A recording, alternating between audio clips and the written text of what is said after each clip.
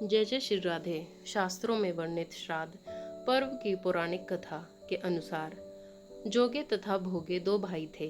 दोनों अलग अलग रहते थे। जोगे धनी था और भोगे निर्धन। दोनों में परस्पर बड़ा प्रेम था।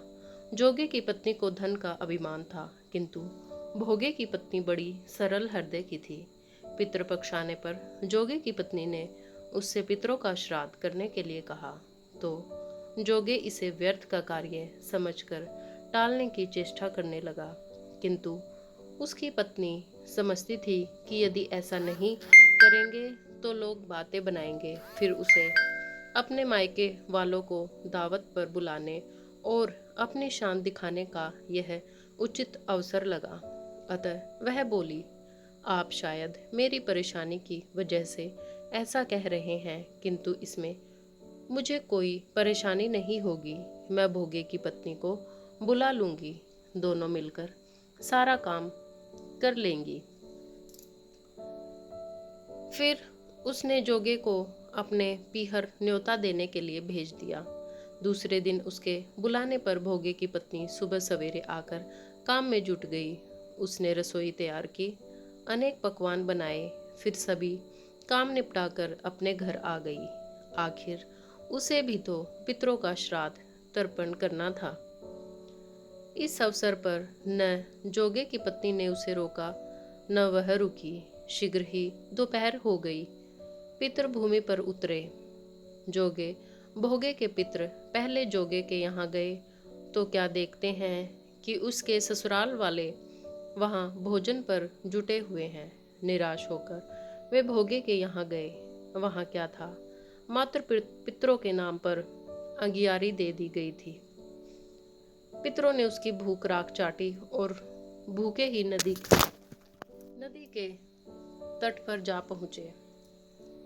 थोड़ी देर में सारे पितर इकट्ठे हो गए और अपने अपने यहाँ के श्राद्धों की बढ़ाई करने लगे। जोगे भोगे के पितरों ने भी अपनी आप बीती सुनाई। फिर वे सोचने लगे, अगर भोगे समर्थ होता तो शायद उन्हें भूखा न रहना पड़ता, मगर भोगे के घर में तो 2 जून की रोटी भी खाने को नहीं थी। यही सब सोचकर उसे भोगे पर दया आ गई। अचानक वे नाच नाच कर गाने लगे, भोगे के घर धन हो जाए, भोगे के घर धन हो जाए। सांझ होने हो गई। भोगे के बच्चों को कुछ भी खाने को नहीं मिला। उन्होंने माँ से कहा, भूख लगी है। तब उन्हें टालने की गरज से भोगे की पत्नी ने कहा, जागो, आंगन में ओधी रखी है, उससे जाकर खोल लो और जो कुछ मिले बांट कर खा लेना। बच्चे वहां पहुंचे तो क्या देखते हैं कि होदी मोहरों से भरी पड़ी थी। वे दौड़े दौड़े माँ के पास पहुंचे और उसे सारी बातें बताई।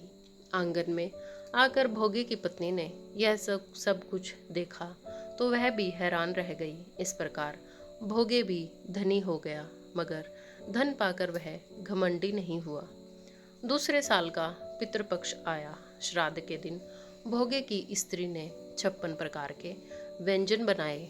ब्राह्मणों को बुलाकर श्राद्ध किया, भोजन करवाया, दक्षिणा दी। जेठ जेठानी को सोने चांदी के बर्तनों में भोजन कराया।